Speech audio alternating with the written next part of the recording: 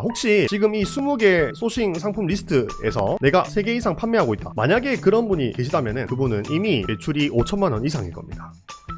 자, 한번 들어가 보도록 하겠습니다. 오늘 라이브 특강 정말 중요한 내용입니다. 오늘 라이브 특강의 주제는 명중률 95% 대박 상품 찾아내는 비밀 전략입니다. 이 상품 소싱은 매출과 굉장히 밀접한 관련이 있는 파트인데요, 오늘 강의 내용은 제가 정말 많이 고민했어요. 공개할까 말까 하다가 어차피 알려드려도 하실 분들만 하실 거기 때문에 전부 다 공개하도록 하겠습니다. 오늘 내용을 당장 적용하시면은 바로 매출이 상승할 겁니다. 자신있게 제가 말씀드리도록 하겠습니다. 흔히 상품 소싱이라고 하면은 데이터에 기반한 방법들을 많이 떠올립니다. 아이템 스카우트, 판다랭크, 여러가지 툴을 이용해서 데이터를 뽑고 거기에 맞게 소싱을 하죠. 이거는 전부 다 알고 있는 내용이에요. 그런데 똑같은 방법을 써도 누구는 억대 매출을 찍습니다. 그런데 또 어떤 분들은 매출이 제자리 걸음이에요. 왜 이럴까요? 디테일에서 차이가 나기 때문입니다. 유튜브에서는 한 번도 공개되지 않은 디테일한 방법들을 지금부터 알려드리도록 하겠습니다. 자, 옹크트리 월에 억대 매출을 달성하고 한 번도 억대 매출을 떨어지지 않았어요. 그런데 이 옹크트리라는 사람도 데이터에 기반한 이 방법을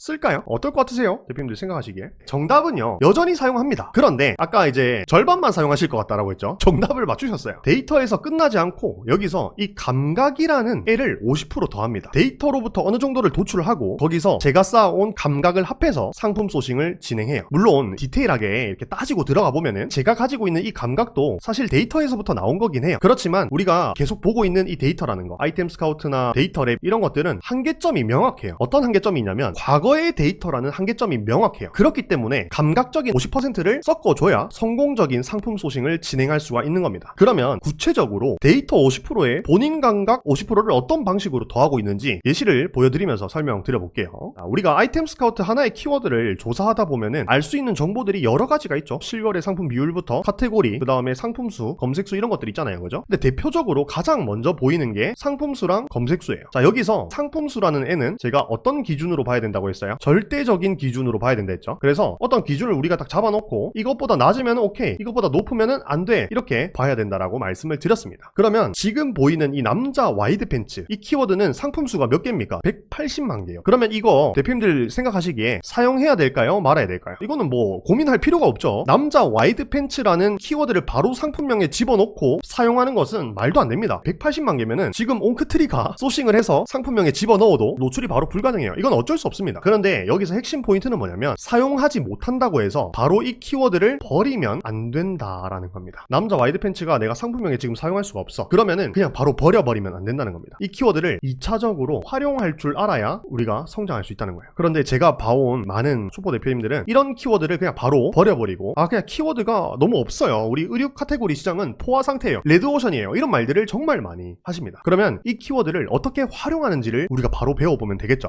바로 들어가 보도록 하겠습니다. 활용하는 방법은 간단해요. 이런 식으로 표를 만드는 겁니다. 대형 키워드랑 원단이랑 디테일이라고 이렇게 나눠 놓는 겁니다. 지금 대표님들이 아이템 스카우트나 데이터랩으로 보고 있는 이 데이터는 수요를 반영해요. 그러면 그 수요에서 한 단계 작은 수요를 찾아내고 들어가는 것이 후발주자가 취해야 되는 전략입니다.